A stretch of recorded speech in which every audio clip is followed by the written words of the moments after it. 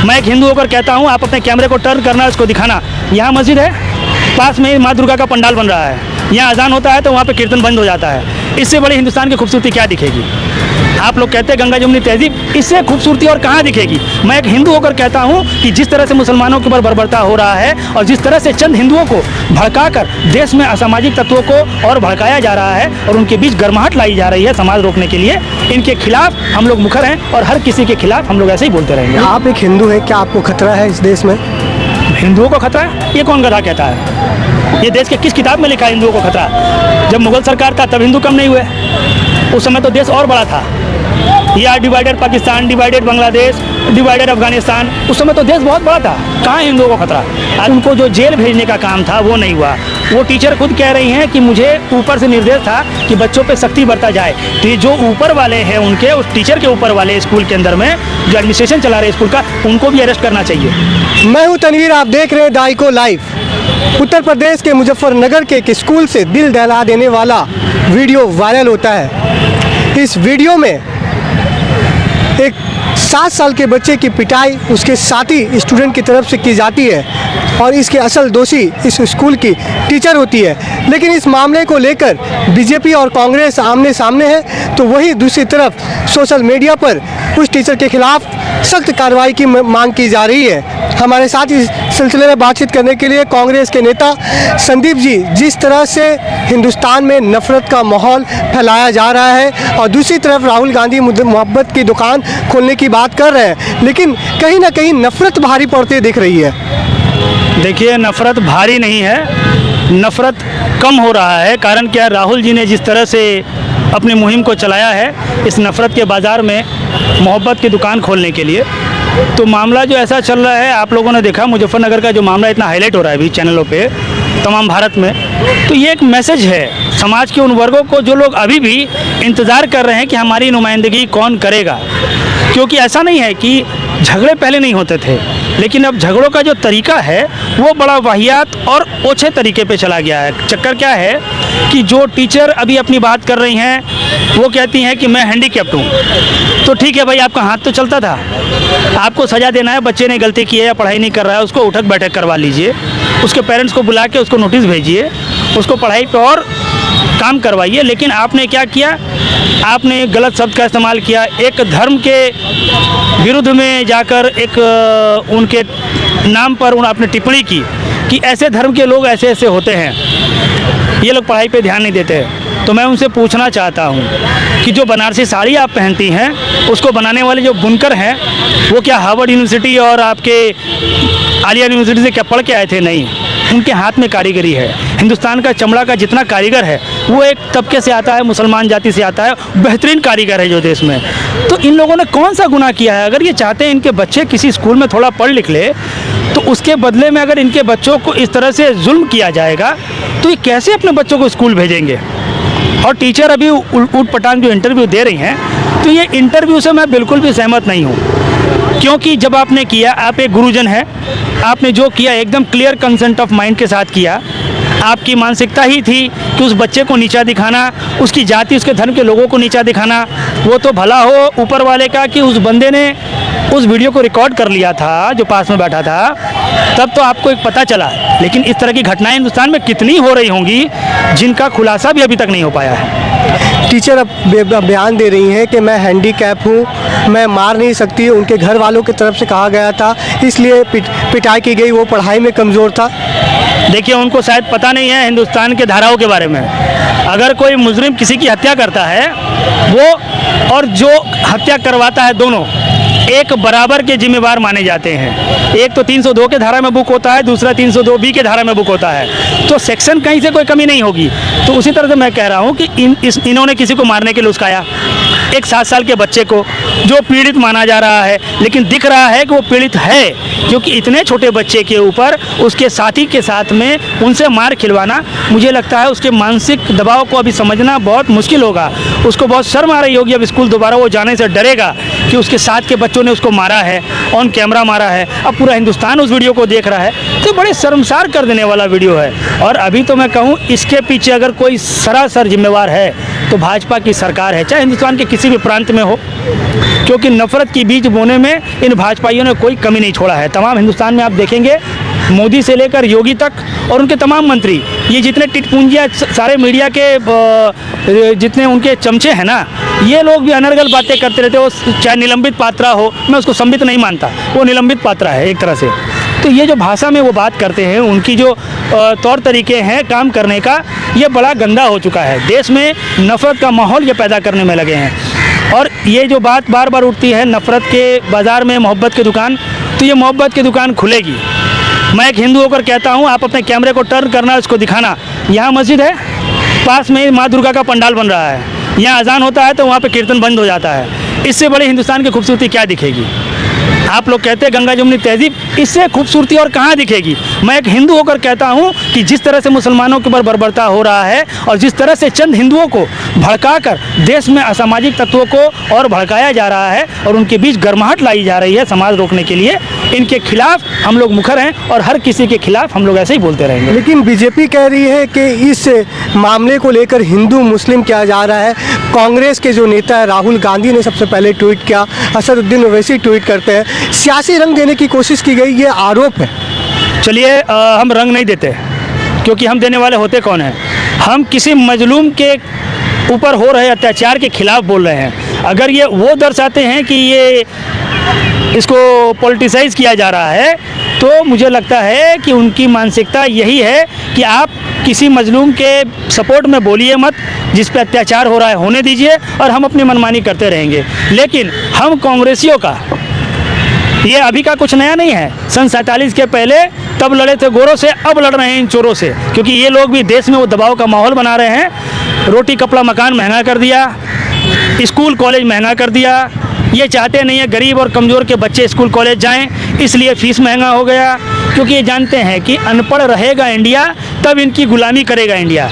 लेकिन हम लोग जिस इंडिया की बात कर रहे हैं, भारतवर्ष में एक नए जोश के साथ, ये इंडिया वो इंडिया है जिसने अंग्रेज़ों को मुंह तोड़ जवाब देकर उनको देश से निकाला था। ये इंडिया वो इंडिया है जो इंसानियत के नाम पर लोगों को, गरीबों को रोटी कपड़ा मकान पहुंचाने का काम करेगा। ये इंडिया वो इंडिया है जो मजबूर लोगों के पास में उनके ज़रूरत के इंतजाम के जितने सामान हैं उसको सस्ता करके उनको जीने की राह दिखाने वाला इंडिया ही है। अच्छा, इस मामले के बाद national commission child protection right active हुई है। 3 धाराओं के साथ मामला भी दर्ज कर लिया गया, लेकिन अब तक पुलिस की तरफ से जो बयान सामने आना चाहिए था उस महिला के खिलाफ कोई ठोस कार्रवाई, वो बात अभी तक सामने नहीं आई है। देखिए, कोई ठोस बयान तो ये देंगे कैसे? करते तो नुमाइंदगी अभी ये बीजेपी के पुलिस है। अगर ये ज़्यादा इंपॉर्टेंस देकर अगर ज़्यादा इंटरव्यू देंगे तो इनकी नौकरी बट्टे पर लग जाएगी। तो जब इनको खुद को डर है कि इनकी नौकरी बट्टे पर जा सकती है, इसलिए ये उस मजबूर मजलूम परिवार के सपोर्ट में ज़्यादा कुछ नहीं बोल सकते। और रही बात जिन 3 धाराओं में मामला दर्ज हुआ है, ये तो अभी मामला है, कोर्ट में चलेगा, लेकिन उसके अलावा उनको जो जेल भेजने का काम था वो नहीं हुआ। वो टीचर खुद कह रही हैं कि मुझे ऊपर से निर्देश था कि बच्चों पे सख्ती बरता जाए। तो ये जो ऊपर वाले हैं उनके, उस टीचर के ऊपर वाले स्कूल के अंदर में जो एडमिनिस्ट्रेशन चला रहे स्कूल का, उनको भी अरेस्ट करना चाहिए। अच्छा, आपको क्या लगता है कि अभी वो बच्चा जो मुसलमान कहा जा रहा है, ठीक वो हिंदू होता, टीचर मुसलमान होती, तो क्या आज जो मंजर देखने को मिला ठीक अलग होता? देखिए, आप तो ये देख ही रहे, महाराष्ट्र की घटना, राजस्थान की घटना, उसके बाद एक जगह तो आप लोगों ने देखा कि एक दलित को उसके ऊपर में पेशाब करके नहला दिया गया। तो मैं कहता हूँ ये मनुवादी जो सोच है ना, इसको रोकने की ज़रूरत है। हम कहते हैं कि पढ़े लिखे इंसान काबिलियत के तौर पर सब बराबर हैं, और जो मजदूरी कर रहे हैं, जो पढ़ाई लिखाई नहीं कर पाए, वो अपने काबिलियत के बल पर उन पढ़े लिखे लोगों की बराबरी करना चाहिए। वो भी उनके बराबर के प्लेटफॉर्म के लोग हैं, क्योंकि वो अगर ना पढ़े लिखे लोग समाज में ना हो तो ये पढ़े लिखे लोगों को टट्टी ढूंढना पड़ेगा, इनको मजदूरी करनी पड़ेगी, सर पे ये अपनी गठरी उठा के जाएंगे।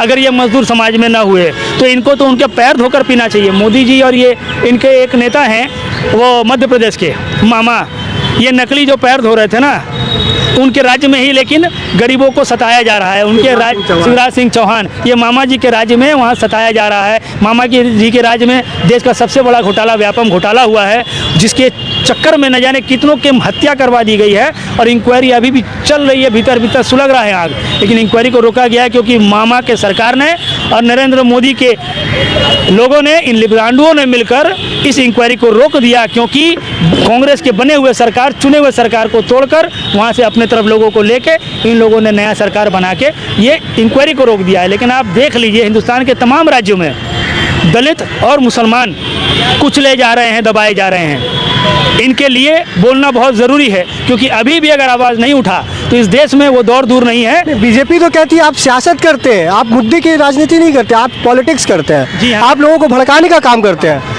तो राम मंदिर के नाम पे हिंदुओं को भड़का के देश में आग लगाने का काम कौन करती है, सबको मालूम है। और तमाम भारत में ओवैसी को मैं पसंद नहीं करता पर्सनली, लेकिन उनके बारे में भी टिप्पणी कर देता हूँ।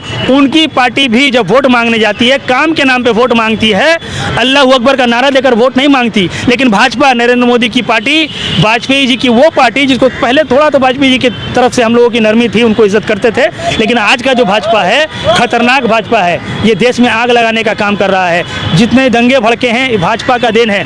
और आग लगाने की बात वो भाजपा कर रही है जिनके टिप्पणी करने वाले एक एक नेता मंत्री का भाषा आप खोज कर देख लीजिए, देश में आग लगाने की बात कर रहे हैं। तो ये कौन सियासत कर रहा है, आग लगा रहा है, आप खोजेंगे। और डेली खोजना क्या है, हर एक रोज आप यूट्यूब उठाइए ना, आपको देखने को मिलेगा। हमारे देश के प्रधानमंत्री विदेश में जाते हैं, नकली अंग्रेजी में बात करते हैं, और क्या बोलते हैं पता नहीं, उनके तो बहुत सारे बात मिस हो जाता है। टेलीप्रॉम्प्टर ना लगा रहे तो वो भाषण नहीं दे सकते, और वो यूं करके बात कर रहे थे तो वो सही था।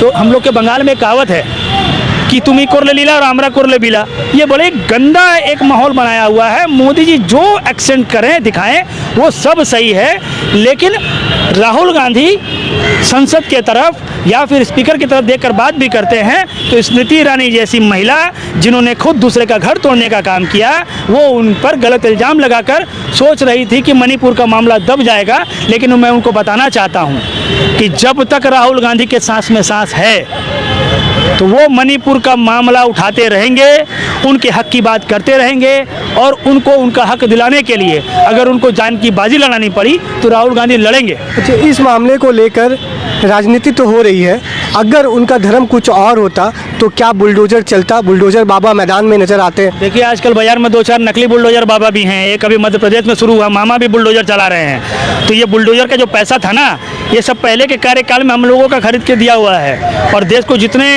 आधुनिक उपकरण हैं वो कांग्रेस के कार्यकाल में बने हुए हैं, उसका इस्तेमाल अभी बाबा कर रहे हैं, गलत इस्तेमाल कर रहे हैं। हम लोगों ने भाभा एटॉमिक सेंटर बनाया, हमने इसरो बनाया, उसी इसरो का देन है 75 साल पहले जिसने सोचा था स्वर्गीय जवाहरलाल नेहरू ने।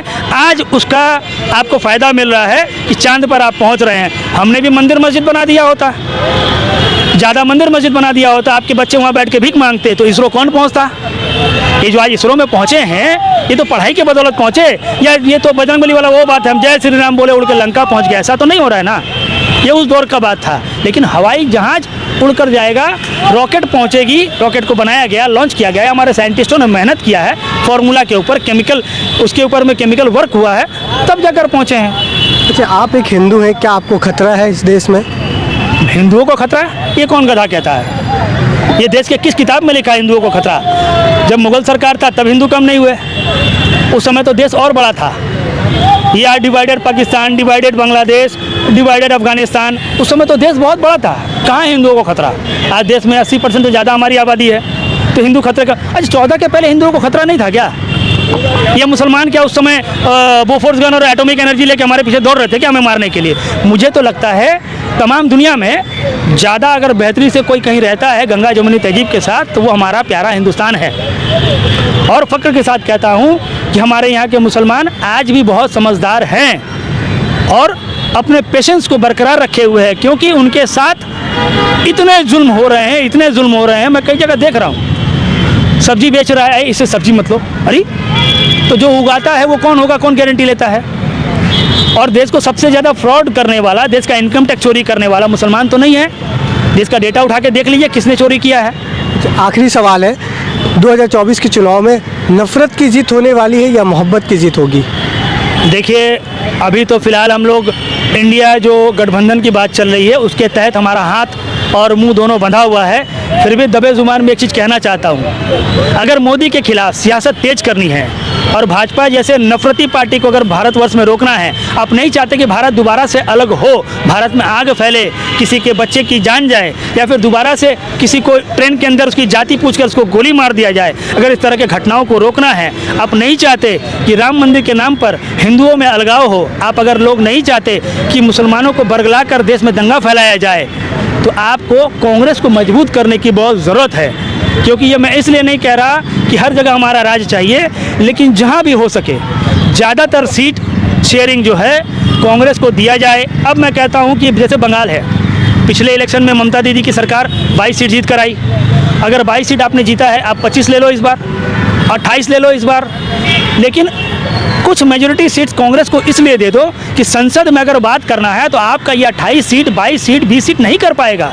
वहाँ पे सैकड़ों के जो नंबर्स हैं वो ज़्यादा मजबूत होने चाहिए। इसलिए मैं चाहता हूँ कि तमाम हिंदुस्तान में राहुल जी की भाषा में नफ़रत के बाज़ार में मोहब्बत की दुकान खोलने की इतनी ज़्यादा ज़रूरत है। मैं चाहता हूँ हर एक चाउमीन के दुकान पर, हर एक डाले पर, हर एक रिक्शा पर लोग अपने हाथों से कलम से लिख दे कि ये मोहब्बत की दुकान है, ताकि भाजपा और ज़्यादा चिढ़े और इनके खिलाफ गलत बयानी करे, ताकि उनकी सरकार 2024 में हम लोग विदा ले। लालू जी की भाषा में, बहुत हुआ सरकार, अब तो माफ़ करिए। ये थे संदीप जायसवाल जी के उत्तर प्रदेश के मुजफ्फरनगर में जो दिल दहलाने वाला वाक़या सामने आया है, उसको लेकर एक तरफ जहां सोशल मीडिया में चर्चा है, तो वहीं दूसरी तरफ इस पर जमकर सियासत भी हो रही है। हमारे इस वीडियो को अगर आप फेसबुक पर देख रहे हैं तो हमारे पेज को लाइक करें, फॉलो करें, और हमारे इस चैनल को अगर यूट्यूब पर देख रहे हैं तो सब्सक्राइब करें।